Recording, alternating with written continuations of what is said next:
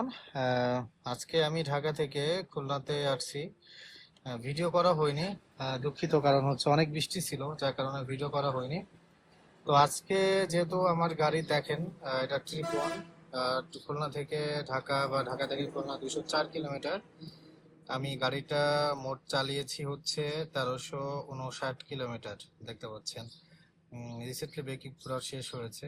তো জানতে চাচ্ছি যে কেমন মাইলেজ পায়। আগে একটা ভিডিও ছিল, তো আই থিঙ্ক ওটা ভয়েস ভালো ছিল না। এটাও জানি না কেমন আসবে, ফোন দিয়ে ভিডিও করা হচ্ছে এই কারণে। তো দেখি আমাদের মাইলেজ কত হয়, আমাদের কত লিটার তেল ঢোকে, দেন আপনাদের আপডেট দিচ্ছি ইনশাল্লাহ। দেখতে পাচ্ছেন এখানে তেলের উৎস। দেখি কয় লিটার তেল ঢোকে।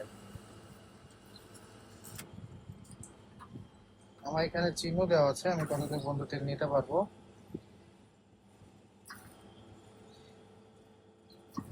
এই যে আমি যে পর্যন্ত নিয়েছিলাম সেই পর্যন্ত তেলটা ভরেছে, এখন দেখি কয় লিটার হয়েছে। 6.25। এখন আমরা ওইটা ভাগ দিব। ভাগ দিলে যত কিলোমিটার বের হয়, তত কিলোমিটার হচ্ছে আমাদের মাইলেজ বের হবে। দেখা যাক, আপনাদের সঙ্গে আপডেট দেবো এই বিষয় নিয়ে ইনশাআল্লাহ। আমি অলরেডি এটা ক্যালকুলেশন করেছি, এটা অলমোস্ট 30 করে গিয়েছে। তো এটা কম যাওয়ার কারণ আছে, আমার মাইলেজ অলরেডি 37 থেকে 38 দেয় অলওয়েজ। 37 থেকে 38 বা 40 এরকম। আজকে আমার গাড়ি এভারেজ স্পিড ছিল প্রায় 100, মানে 100-এর নিচে আমার আজকে, যেহেতু রাস্তা ফাঁকা, 190-র নিচে কোনো সময় গাড়িটা নামে নাই। যেহেতু 100-এর উপরে উঠিয়েছে, অবশ্যই মাইলেজটা একটু ড্রপ করবেই। তো আমি স্যাটিসফাইড এটাতে। আই থিঙ্ক আপনারাও এটা চেক করে দেখবেন, আই থিঙ্ক আপনারা স্যাটিসফাইড হবেন ইনশাল্লাহ। তো আমি এটা এখন 0 করে দেই পরবর্তী ক্যালকুলেশনের জন্য।